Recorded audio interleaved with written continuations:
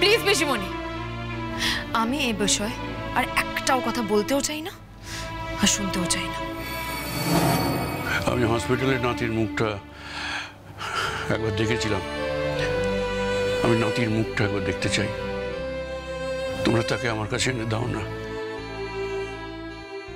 ওর সাথে দেখা হবে না জ্যাঠাই। দেখা হবে না মানে?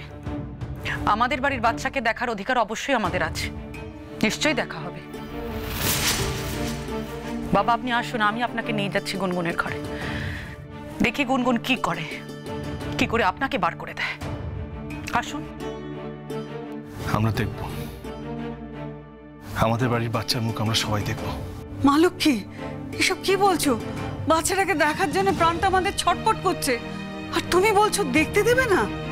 একবার চোখের দেখা তো আমরা দেখবো, তাতে কি এমন ক্ষতি হবে বলো তো? তোমার কি ক্ষতি হবে তোমার? গুনগুন, এই অধিকার তো তুমি কখনো কেড়ে নিতে পারো না, তাই না? বাচ্চাকে দেখার অধিকার তো আমাদেরও আছে, আমরা কেন দেখবো না? তুমি বলছো যে বাচ্চাকে আমাদের সঙ্গে থাকতে দেবে না, ঠিক আছে মানলাম, তাহলে বাচ্চাকে তুমি দেখতেও দেবে না? আমি তো শুনিনি পৃথিবীতে এরকম কোনো আইন আছে। কোনো আইন এত কঠিন হতে পারেই না গুনগুন। শুনুন, আপনাদের সবাইকে আমি একটা কথা বলে দিচ্ছি, পরিষ্কার করে শুনে রাখুন। দেখুন, আমি গুনগুনকে নিয়ে আমেরিকায় যাচ্ছি, কারণ ও ট্রমার মধ্যে আছে, ও একদম ভালো নেই, ও সুস্থ নেই। ওকে আমাকে সুস্থ করে তুলতে হবে। সুস্থ করে তোলার পরে ও যদি মনে করে এখানে ফিরে আসবে, আমার তো কিছু বলার নেই। কিন্তু তার আগে আপনারা কোনোভাবে ওকে কোনো রকম ডিস্টার্ব করবেন না। আর বাচ্চার কথা যদি বলেন, তাহলে দেখুন, এত ছোট বাচ্চা মা ছাড়া তো থাকতে পারবে না, তাই বেবিকে আমরা সঙ্গে করে নিয়ে যাব। আমরা 7 দিনের মধ্যেই এখান থেকে রওনা হয়ে যাচ্ছি। হ্যাঁ সৌজন্য, তোমার যদি কিছু করার থাকে তুমি কিন্তু করতে পারো।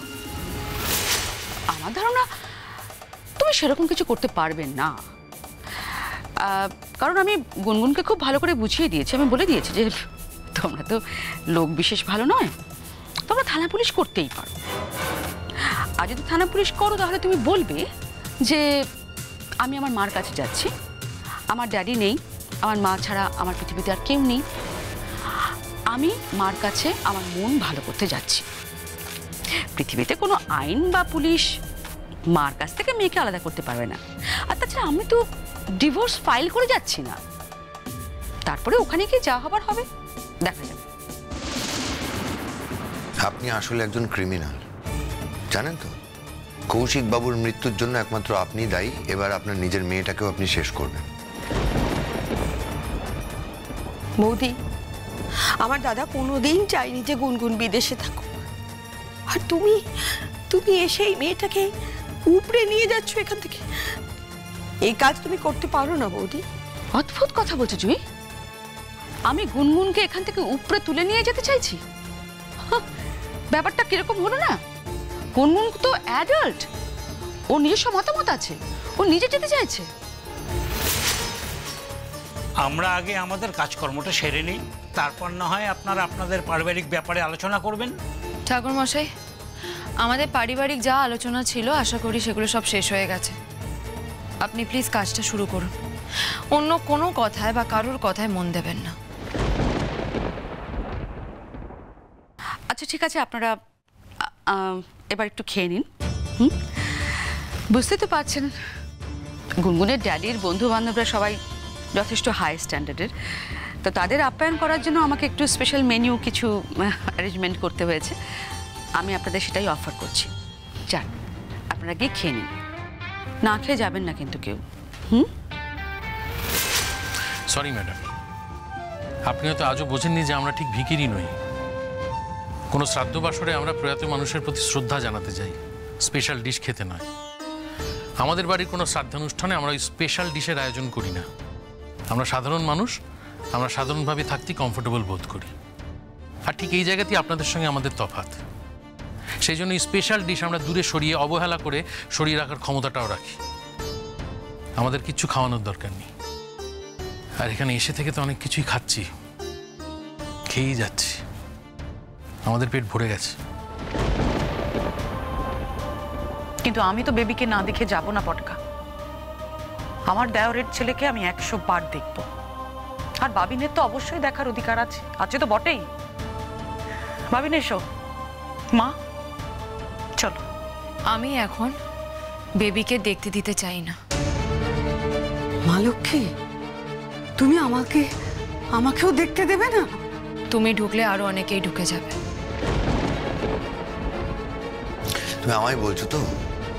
বুঝেছি, মানে আমাকে আমার বাচ্চার মুখটা আমি দেখতে দেবে না। তুমি করতে পারো, তোমার মনে হয়? একদম পারি, কারণ তুমি হলে আমার শত্রু। তোমরা সবাই আমার শত্রু। তোমরা সবাই মিলে আমার সাথে যেটা করেছো না, আমার ড্যাডির খবর আমার থেকে লুকিয়ে গেলে। হ্যাঁ, ড্যাডির খবরটা আমাকে তুমি বললে না, তুমি বললে না পটকা, তোমরা কেউ আমাকে বললে না। তোমরা যখন আমাকে এত বড়টা আঘাত দিতে পেরেছো না, এতটা কষ্ট দিতে পেরেছো, এই কষ্টটা আমিও তোমাদেরকে দেব। দেখো কেমন লাগে। আমি বুঝতে পারছি গুনগুন, আজ তোমার বাবা তোমার সাথে নেই তো, তাই তুমি অনেক কষ্টে এই কথাগুলো বলছো। কিন্তু তুমি দেখো, এমন একটা দিন আসবে যেদিন তুমি শান্ত হবে, আর সেই দিন তুমি বুঝতে পারবে যে তুমি এই বয়স্ক মানুষগুলোকে অপমান করেছো। একটা সময় ছিল যখন কেউ অপমান করলে তুমি সবার প্রথম রুখে দাঁড়াতে, আর আজ তুমি এই কথাগুলো বলছো গুনগুন। তুমি বুঝতে পারছো তুমি কি করছো? কি গো গুনগুন, একবার বলো না, তুমি বুঝতে পারছো তো তুমি কি বলছো, তুমি কি করছো, এটা তুমি বুঝতে পারছো? না, ও বুঝতে পারছে না, ও বোঝার ক্ষমতাই হারিয়েছে। ওর মা এইভাবে ওর ব্রেন ওয়াশ করেছে যে ওর নিজস্ব বয়স বলে আর কিচ্ছু নেই। গুনগুন, আমার বিশ্বাস হচ্ছে না তুই এতটা বদলে গেছিস। শোন গুনগুন, তোর মা তোর যতই ক্ষতি করার চেষ্টা করুক না কেন, আমি কিন্তু বলে দিচ্ছি, আমি কিন্তু কিছুতেই সেটা হতে দেব না। আমার জীবনের অনেকটা সময় আমি তোর ওপর ইনভেস্ট করেছি, তাই তোর ওপর আমার অধিকার আছে। তুমি না বললে সেটা মিথ্যে হয়ে যায় না। শোন গুনগুন, তোর বাবা যে উইলটা লিখে গেছেন সেটা আমার কাছে আছে, আর আমার দাদার লেখা প্রত্যেকটা কথা অক্ষরে অক্ষরে পালন করতে হবে। সেটা যদি না হয় তাহলে আমি কিন্তু রুখে দাঁড়াবো। হ্যাঁ, আমি রুখে দাঁড়াবো। আমি জানি যে তোর আজ আমাদের কাউকে ভালো লাগছে, তুই আমাদের সবাইকে ভুল বুঝছিস, কিন্তু আমি এটাও জানি যে একদিন তুই আর ভুল বুঝবি না।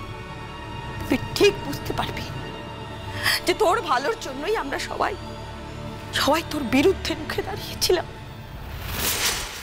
কি বলতে চাইছো বলো তো? বৌদি, যা করবো সেটাই বলতে চাইছি। তুমি এভাবে আমাদের সকলের থেকে গুনগুনকে ছিনিয়ে নিয়ে যেতে পারো না। গুনগুন বিবাহিত।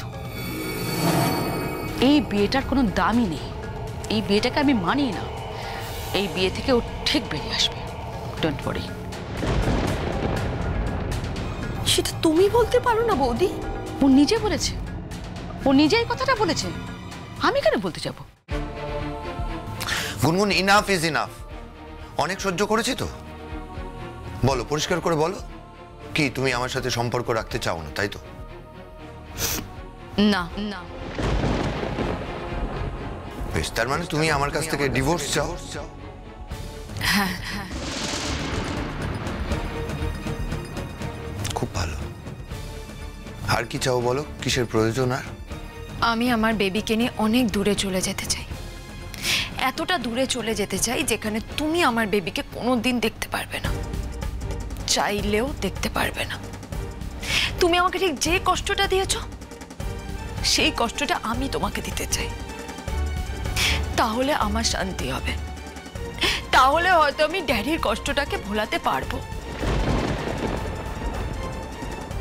তোমাকে আমি আমার বেবিকে কিছুতেই দেখতে দেব না, কোনোদিন দেখতে দেব না, কোনোদিন না। নোবে